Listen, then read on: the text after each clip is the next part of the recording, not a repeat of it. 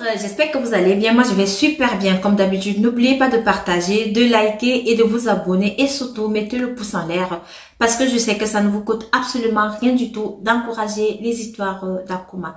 Alors, comme je dis tout le temps, ici, nous apprenons à travers nos histoires que nous racontons, les morales et les conseils de la vie.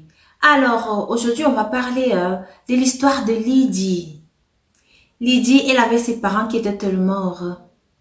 Lydie, elle était la seule fille dans sa famille. Lydie avait 2 frères, dont il n'était que 3 enfants. Un beau jour, alors, ses parents devaient aller dans une autre ville. Mais ce jour-là, ses parents, comme ils avaient l'habitude de prendre l'avion pour aller d'une ville à une autre. Donc, l'histoire se passe où? L'histoire se passe au Cameroun.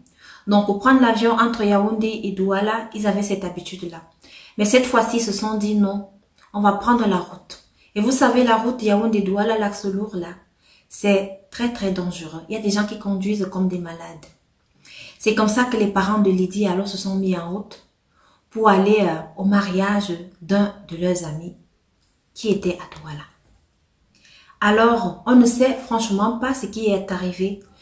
Les parents de Lydie n'avaient jamais pris la route. Ils prenaient toujours l'avion.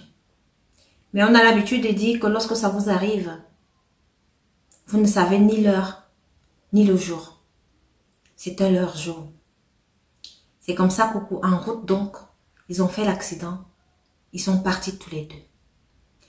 On a fait les obsèques, tout s'est bien déroulé. Mais Lydie et ses frères sont donc restés comme ça, sans parents.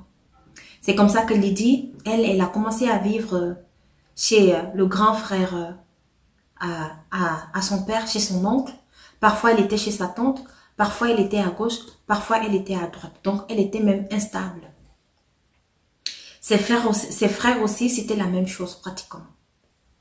Donc, après un moment, Lydie, elle avait une amie. Son amie lui dit, mais Lydie, mais j'ai mon appartement, tu peux venir vivre avec moi. Tu souffres trop et ça me fait de la peine. C'est comme ça que Lydie est donc allée vivre avec sa copine. C'était sa copine de longue date aussi, lorsque ses parents avaient encore beaucoup d'argent, lorsque ses parents vivaient encore. Elle est donc restée là avec son amie. Elles menaient leur vie. Elles souffraient ensemble. Elles avaient certains déboires ensemble. Mais un beau jour, Lydie, elle a rencontré un monsieur. Elle a commencé une relation secrète comme ça avec ce monsieur-là, mais elle n'avait pas dit à sa copine. C'est comme ça que les mois se sont écoulés. Le monsieur, il a dit à Lydie que Lydie, tu sais, moi je t'aime, j'aimerais te prendre comme épouse. Lydie qui dit, ah bon? Elle s'est dit intérieurement que j'ai tellement souffert. Comment est-ce que je vais refuser? C'est l'occasion pour moi d'avoir un toit, d'avoir un mari. Mes parents ne sont plus là. C'est l'occasion pour moi d'aider mes 2 frères. Lydie s'est mise à genoux, elle s'est mise à pleurer. Excusez-moi, cette histoire, elle s'est mise à pleurer. Tellement son fiancé ne comprenait pas pourquoi cette douleur-là, pourquoi elle pleurait. Pourtant, Lydie, de le départ, elle avait tout expliqué à son fiancé, ce qu'elle a vécu.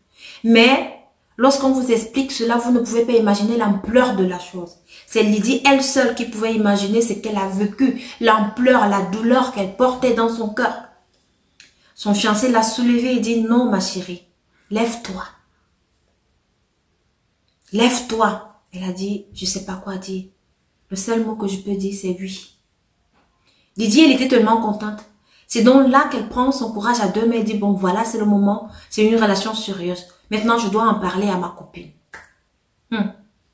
Vous savez, dans la vie, on a des amis qui sont des bons amis, hein. On a des amis que lorsque vous êtes dans la pauvreté, ces amis-là sont là. Lorsque vous n'avez rien, ces amis-là vous donnent des choses. Ces amis-là pensent toujours à vous. Moi, j'ai une amie aujourd'hui. Je n'avais rien lorsque mes parents sont allés en retraite. Mais elle était bien. Je vais m'arrêter là. Mais chaque fois qu'elle revenait dans mon pays natal, elle me gardait toujours un truc. Ou alors, lorsqu'elle quittait le pays, elle me donnait ses vêtements. Vous voyez cet attachement-là. Quelqu'un qui prend son vêtement qu'elle porte te donner, c'est sa sueur, c'est son moi à elle. Ça veut dire la personne a confiance en toi. Et aujourd'hui, on est toujours amis comme ça. Il y a d'autres amis, on vient vous dire que non, votre ami, il est malade. La personne ne va pas croire, votre ami ne va pas croire. On va vous dire que votre ami a les problèmes à tel niveau. Votre ami va rester comme ça, ne va même pas bouger. Donc, pour revenir à l'histoire, pour dire, elle s'est dit, oui, c'est le moment. Il faut que je présente donc mon fiancé à ma copine. On a souffert ensemble. C'est comme ça qu'elle est donc rentrée à la maison. Elle a dit à sa copine que tu sais, ça fait quelques mois que j'ai rencontré un monsieur. Je pense que ce monsieur-là est sérieux. Tu sais, mon ami, on a beaucoup souffert. On a beaucoup souffert, toi et moi. J'aimerais dire, on a beaucoup... J'aimerais dire comme quelqu'un... Il y a en fait, une vidéo qui passe sur les réseaux sociaux. On a beaucoup eu la tort. Bon, bref. J'ai rencontré quelqu'un et je pense que la personne, elle est sérieuse. Elle veut m'épouser. Sa copine qui dit, mais oui, mais c'est une très bonne chose. Elle saute même de joie. Elle est contente et dit à son ami que, mais c'est bien. Je suis contente pour toi et tout. Mais quand est-ce que tu vas me le présenter et tout? Elle dit, non, il n'y a pas de souci, je vais te le présenter. Je vais d'abord parler avec lui. C'est comme ça que 2 jours se sont écroulés. Lydie, il était toujours avec son gars. Elle dit donc à son gars que, bon, voilà, il faut que je te présente donc à ma copine. Comme ça devient trop sérieux entre nous, il faut que je te présente à ma copine. C'est comme ça que Lydie a donc présenté son gars à sa copine. Tout s'est bien passé et tout. Mais quand le gars est parti, Lydie, elle est restée là, elle a commencé à se dire intérieurement que, mais, qu'est-ce qu'elle a plus que moi? Moi, je suis plus belle qu'elle. Elle a un gars qui a la voiture. Il est beau. Il a un bon travail. Pourquoi elle? On va l'épouser maintenant et non moi. Seigneur, ce genre d'ami. C'est comme ça que l'ami de Lydie a donc commencé à vouloir séduire le fiancé de Lydie. Elle a fait de toutes les sortes. Le fiancé de Lydie ne la regardait même pas. Le gars ne la calculait même pas. À un moment donné, le gars, il a dit à Lydie que tu sais, ta copine, là, il faut la laisser tomber, c'est pas ta copine. Il n'est pas allé dans les détails. Mais Lydie qui dit à son gars que, mais tu es venu nous trouver ensemble. On a tellement vécu des choses ensemble. Cette fille, elle m'a aidée. Lorsque j'ai perdu mes parents, elle était là pour moi. C'est elle qui m'a hébergée jusqu'aujourd'hui, jusqu'au jour où je t'ai rencontrée. Je ne peux pas la laisser tomber. C'est comme ça que le fiancé de Lydie a dit, il a donc dit à Lydie, ok, je te comprends. Mais fais attention à toi. Pendant que le monsieur, lui, s'apprêtait maintenant à aller voir les oncles de Lydie pour la dot, pour la demande de la main, c'est comme ça que la copine de Lydie a commencé à dire que non, comme ce monsieur-là, il ne me regarde même pas, il s'en fout de tout ce que je fais, je vais donc aller voir le marabout. C'est comme ça qu'elle est partie. Elle a vu le marabout. Elle dit que non, elle veut charmer le fiancé de Lydie, donc c'est elle qui doit prendre son fiancé. Le marabout regarde le fiancé de Lydie comme ça, le marabout dit à la copine de Lydie que non, ce monsieur, il est intouchable. Il a un esprit très très fort. Il y a quelque chose qui le protège. Et cette chose-là est très très forte. Donc moi, je ne peux pas. Je ne peux rien faire. Donc si tu veux vraiment prendre le fiancé de ta copine, tu pourras peut-être faire du mal à ta copine. C'est comme ça que la copine de Lydie a donc dit, ok, qu'est-ce que je dois faire?